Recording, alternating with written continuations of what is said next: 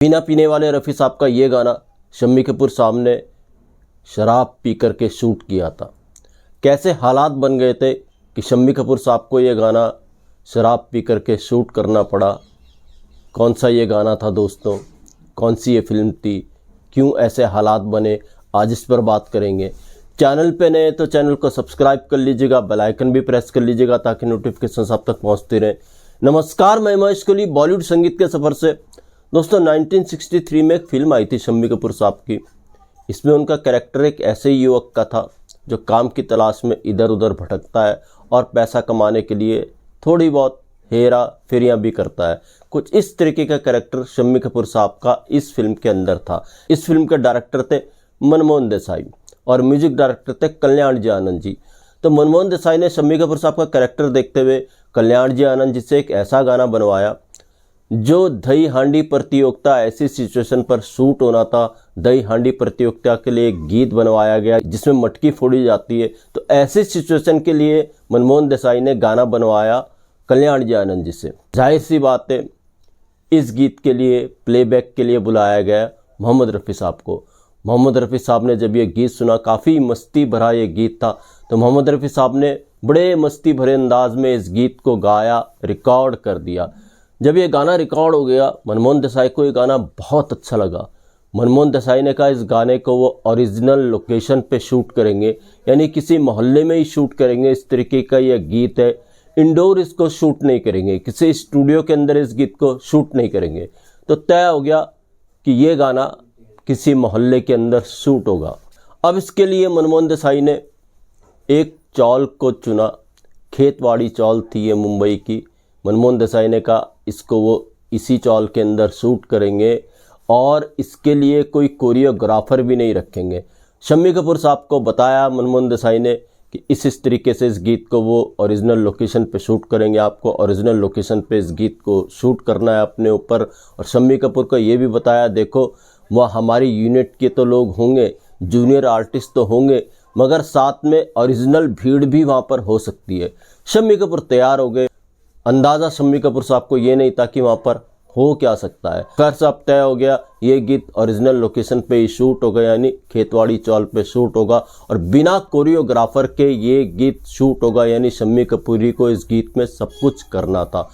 तो शम्मी कपूर साहब जब शूटिंग के लिए पहुँचे ओरिजिनल लोकेशन पे खेतवाड़ी चौल में, तो वहाँ पर बहुत भीड़ थी।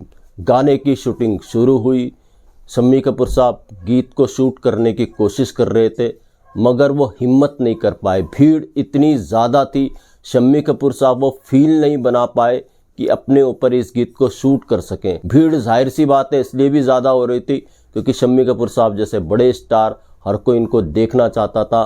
और जब गाना शूट हो रहा था तो भीड़ में से लोग उनको छूना भी चाहते थे। शम्मी कपूर थे, जाहिर सी बात है इतने बड़े स्टार को पास देखकर लोग थोड़ा सा आपे से बाहर हो गए थे, तो शम्मी कपूर को छूना भी चाहते थे और छू नहीं पा रहे थे। हर कोई शम्मी कपूर साहब को हाथ लगाना चाहता था, जिससे बहुत डिस्टर्बेंस हो रही थी। गाना शूट नहीं हो पा रहा था, रिटेक्स हो रहे थे। अब ये सब मनमोहन देसाई भी महसूस कर रहे थे कि गीत शूट नहीं हो पा रहा है। तो खैर साहब जब ब्रेक हुआ इस गीत का शूटिंग का, तो मनमोहन देसाई ने शम्मी कपूर साहब से कहा कि देखो यार ये गाना शूट तो हो नहीं पा रहा है ऐसी लोकेशन में, ओरिजिनल लोकेशन में, क्या इसकी लोकेशन चेंज करें। शम्मी कपूर ने कहा नहीं नहीं, इसकी लोकेशन बिल्कुल चेंज नहीं करेंगे, इसी लोकेशन पर ये गीत शूट होगा और मैं ऐसे ही शूट करूँगा। तो मनमोहन देसाई ने फिर कहा ऐसा कैसे पॉसिबल है, भीड़ हो रही है इतनी, हर कोई आपको छूना चाहता है, डिस्टर्बेंस हो रहा है, आप भी शूट नहीं कर पा रहे हो, तो कैसे ऐसा पॉसिबल है। तो शम्मी कपूर ने मनमोहन देसाई को कहा कि आप मेरी फेवरेट स्कॉच ले आओ, उसके मैं 2 पैग मारूंगा, फिर इस गीत को शूट करूंगा।